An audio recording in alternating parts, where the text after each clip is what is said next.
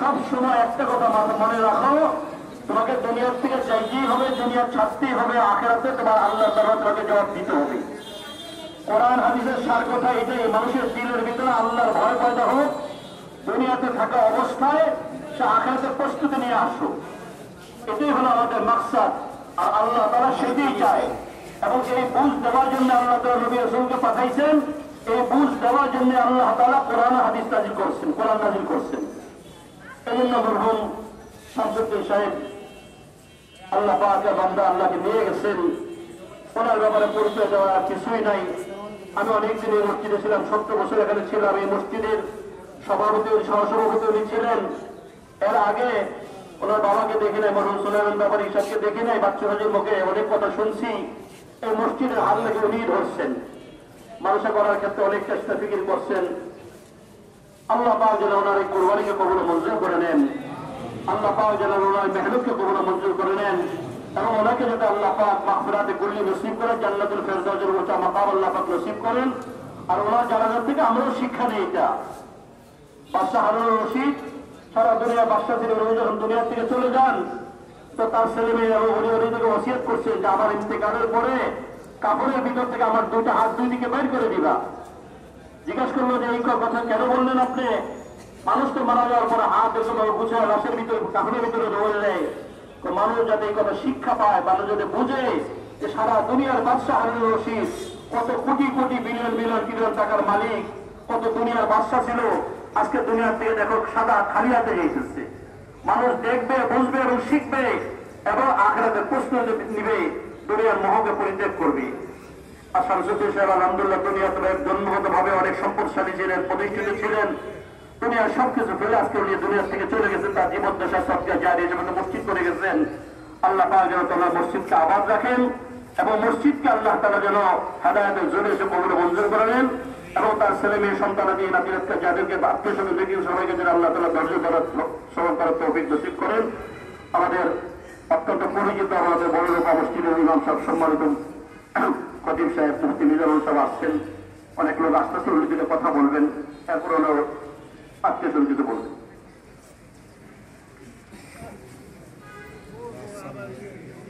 আসসালামু আলাইকুম ওয়া রাহমাতুল্লাহি ওয়া বারাকাতুহু। আমরা পৃথিবীতে ছিলাম না, আবার পৃথিবী থেকে চলে যেতে হবে, এই কথা আল্লাহ কোরআন শরীফের মধ্যে বলছেন, ইন্না লিল্লাহি ওয়া ইন্না ইলাইহি রাজিউন। ইন্না লিল্লাহ, আমরা ছিলাম না, আমরা এখানে আসছি। কার জন্য আসছি? সবাই বলেন, কার জন্য আসছি? ইন্না লিল্লাহ, আমরা আসছি আল্লাহর জন্য। বলুন, আমরা আসছি কার জন্য? আল্লাহর জন্য। ওয়া ইন্না ইলাইহি রাজিউন, আবার তার কাছে আমরা ফিরে যাব ইনশাআল্লাহ। আল্লাহর কাছে যাইতে রাজি আছেন ইনশাআল্লাহ? আল্লাহ আপনি আমাদের সবাইকে কবুল করবেন, আমিন আমিন। একটা জিনিস হলো ফরজ আল্লাহ পাকের কাছে যাওয়ার জন্য, শুধু একটা, সেটা হলো কালিমাত তাওহীদ। সবাই একবার বলেন, লা ইলাহা ইল্লাল্লাহু ওয়াহদাহু লা শারীকা লাহু লাহুল মুলকু ওয়া লাহুল হামদু ওয়া হুয়া আলা কুল্লি শাইইন কাদির। বুখারী শরীফের হাদিস, রাসূল বলেন, দুনিয়াতে জায়গা জমিনের মালিক হইলে যেমন দলিল লাগে, জান্নাতের দলিল হলো কালিমাত তাওহীদ। যে কালিমাত তাওহীদ আল্লাহকে শোনাবে, আল্লাহ পাক তাকে জান্নাত দান করবে। এটা হলো ফরজ আইন সবার জন্য আমাদের। আমরা সবাই শিখবো তো ইনশাআল্লাহ? ইনশাআল্লাহ। আর কবরে শোয়ার সাথে সাথে জিজ্ঞেস করবে, মা রব্বুক ওয়া মান দীনুক ওয়া মান নাবিয়্যুক, তোমার রব ছিলেন কে, তোমার দ্বীন ছিল কে, আর তোমার আদর্শ অনুসরণীয় অনুকরণীয় কে ছিলেন? আমি আরবিতে বলবো, রাদিতু বিল্লাহি রাব্বা। বলেন সবাই, রাদিতু বিল্লাহি রাব্বা ওয়া বিল ইসলামি দীনা ওয়া বিল ইসলামি দীনা মুহাম্মাদিন وبمحمد نبيا عربيতে বলতে হবে, রাদিতু বিল্লাহি রাব্বা রাদিতু বিল্লাহি রাব্বা বিল ইসলামি দীনা বিল ইসলামি দীনা বিমুহাম্মাদিন বিমুহাম্মাদিন নাবিয়্যা। বাংলা অর্থ হলো, আল্লাহ আমার রব। বলেন, আল্লাহ আমার কি? রব। ইসলাম আমার ধর্ম। দ্বীন, বলুন, ইসলাম আমার দ্বীন। আর আমার নবী, আমার আদর্শ হলেন মুহাম্মাদুর রাসূলুল্লাহ। সেখানে কিন্তু কেউ বলবেন না বঙ্গবন্ধু। আমার আদর্শ বঙ্গবন্ধু ছিলেন, আমার আদর্শ জিয়াউর রহমান ছিলেন, আমার আদর্শ খাজা বাবা ছিলেন, যদি কে এই সমস্ত কথা বলে সে সোজা জাহান্নামে। আমার আদর্শ হলো মুহাম্মাদুর রাসূলুল্লাহ। বলুন আমার রব কে? আল্লাহ। আমার দিন কি? ইসলাম। আমার আদর্শ অনুকরণীয় হলেন মুহাম্মাদুর রাসূলুল্লাহ। এই দোয়াটা সবার উপর ফরজ। আমি পরীক্ষা নিয়ে দেখছি অনেকেই দোয়াটা পারে না, এই জন্য শিখবে তো ইনশাআল্লাহ। এই দুইটা জিনিস, এক নাম্বার জান্নাতে যাওয়ার জন্য কালিমা তাওহীদ, আর কবর থেকে মুক্তি পাওয়ার জন্য রাদিতু বিল্লাহি রাব্বা ওয়া বিল ইসলামি দীনা ওয়া বি মুহাম্মাদিন সাল্লাল্লাহু আলাইহি ওয়াসাল্লাম নবিয়্যা। দাওয়াত তাবলীগের মধ্যে মানুষ গেলে বসে বসে আল্লাহর ঘরে এগুলি শেখানো হয়। আল্লাহ পাক যেন আমাদের হাজী শামসুদ্দিন সাহেবকে আল্লাহ এই উত্তরগুলো সঠিকভাবে দেওয়ার তৌফিক দান করে, বলেন আমিন। ওয়া আখিরু দাওয়ানা আলহামদুলিল্লাহি রাব্বিল আলামিন।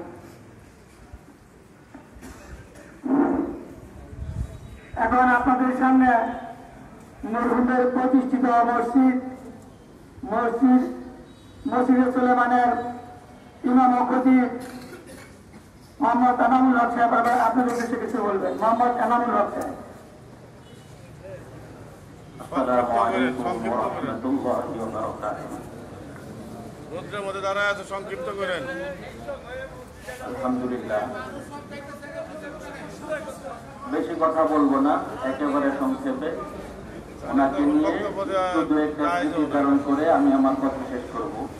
নসিহত তো আমাদের দুইজন মুরব্বী আলেম, আমাদের উস্তাদুল্লাহ উস্তাদুল আসাতিদা ওনারা করেছেন, আমি কোনো নসিহতমূলক কথা বলবো না।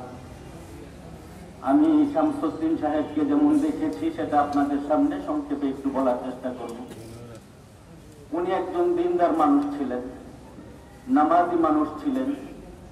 নামাজের মধ্যে যে গুণগুলি থাকলে নামাজ আল্লাহ তাআলার কাছে কবুল হয়, উনি সেইভাবে নামাজ আদায় করার চেষ্টা করতেন ধীরস্থির ভাবে।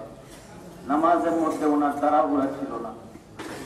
ওনার অসুস্থতা, ঝড় বৃষ্টি, প্রাকৃতিক দুর্যোগ সমস্ত কিছু উপেক্ষা করে উনি চেষ্টা করতেন নামাজগুলি মসজিদে এসে জামাতের সাথে আদায় করতে। এই গুণগুলি ওনার মধ্যে ছিল। আর সব সময় চেষ্টা করতেন কিভাবে, চিন্তা ফিকির করতেন কিভাবে আল্লাহর ঘর মসজিদের উন্নতি করা যায়, মসজিদের কাজকে এগিয়ে নেওয়া যায়। আল্লাহ তাআলার কাছে আমরা সকলে দোয়া করব, আল্লাহ তাআলা যেন ওনার এই আমলগুলিকে কবুল করে, আল্লাহ তাআলা যেন ওনার মাগফিরাতের জন্য এই সমস্ত আমলগুলিকে কবুল করেন, উসিলা বানান। সকলে বলি আমিন। আজকে আমরা আল্লাহ তাআলার যে বান্দাকে হারিয়েছি, শুধু ওনার পরিবার ওনাকে হারাই নাই, সামাজিক ভাবে আমরা আমাদের একজন মুরব্বীকে হারিয়েছি। আমি জানি অনেকে ওনাকে ব্যক্তিগত ভাবে অভিভাবক হিসাবে মানেন, অনেকে নিজের চোখের পানি ফেলেছেন ওনার জন্য। আমি ওনার জন্য সকলের কাছে ক্ষমা চাই। ওনার কথায় উঠা বসায় কেউ যদি কষ্ট পেয়ে থাকেন, মনে কষ্ট নিয়ে থাকেন, আমি ওনার মসজিদের ইমাম হিসাবে, ওনার একজন মুহাব্বতের লোক হিসাবে, ওনাকে একজন মুহাব্বতকারী হিসাবে ওনার পক্ষ থেকে আপনাদের কাছে ক্ষমা চাই। মেহেরবানি করে আপনারা সকলে ওনাকে মাফ করে দিবেন এবং ওনার মাগফিরাতের জন্য দোয়া করবেন। আসসালামু আলাইকুম। অল্প কথা, সময় নেবে না। এখন বাইতুল আমান দামে মসজিদের ইমাম ও খতিব মুফতি ওমর ফারুক সাহেব কিছু বলার জন্য বলছি। মুফতি ওমর ফারুক সাহেব। আসসালামু আলাইকুম ওয়া রাহমাতুল্লাহ। সম্মানিত উপস্থিতি, কথা হয়ে গেছে, শুধু এতটুকু বলতে চাই, আলহাজ শামসুদ্দিন সাহেবের জানাজা, এত রেকর্ড পরিমাণ আলেম ওলামার উপস্থিতি, এটা নিশ্চয় এক অবিস্মরণীয় ঘটনা হয়ে থাকলো।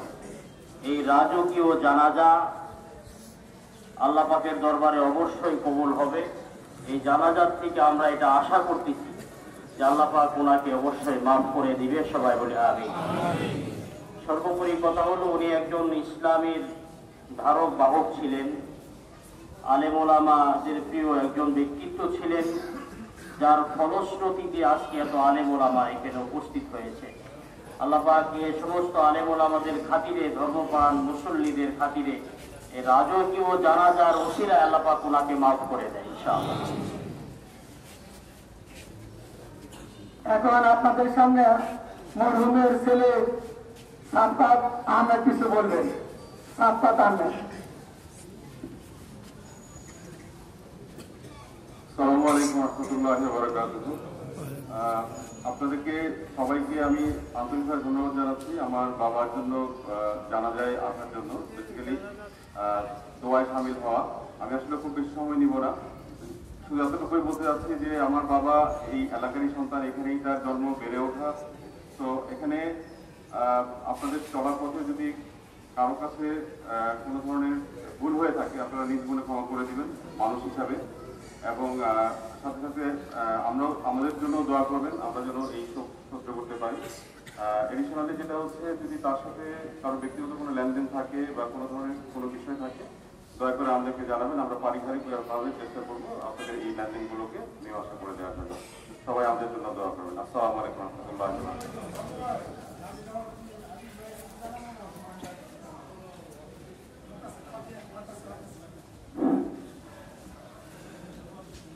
এই জানাজার নামাজে অনেক দূর দূরান্ত থেকে রাজনৈতিক বিভিন্ন সংগঠনের নেতৃবৃন্দ উপস্থিত হয়েছেন। সবাইকে আমি এই পরিবারের পক্ষ থেকে ধন্যবাদ জানাচ্ছি। এখন জানাজা নামাজ পড়াবেন মসজিদে সুলেমানের ইমাম ও খতিব মুফতি এনামুল হক সাহেব। মুফতি এনামুল হক।